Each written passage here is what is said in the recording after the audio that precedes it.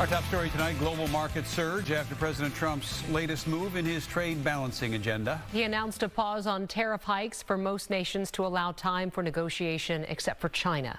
Fox 9's Soyoung Kim joining us in our studios to talk about this tonight. Soyoung, the Trump administration says this was a part of the strategy all along. Kelsey, Randy, that's right. President Trump says more than 75 countries are in line to strike a deal with the U.S. to fix what he's called unfair relationships for years. But they're all calling, how do we do this? They all want to make a deal.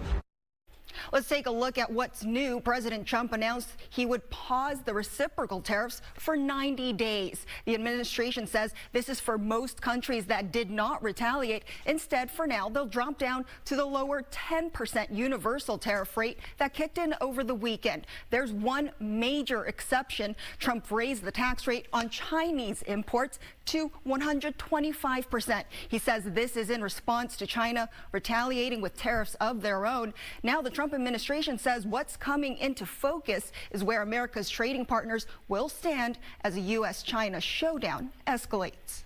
What I'm certain of is that what China is doing will affect their economy much more than it will ours, because they have an export-driven, flood the world with cheap export models, and the rest of the world now understands. You clearly failed to see what President Trump is doing here. You tried to say that the rest of the world would be moved closer to China, when in fact we've seen the opposite effect. The entire world is calling the United States of America, not China, because they need our markets, they need our consumers.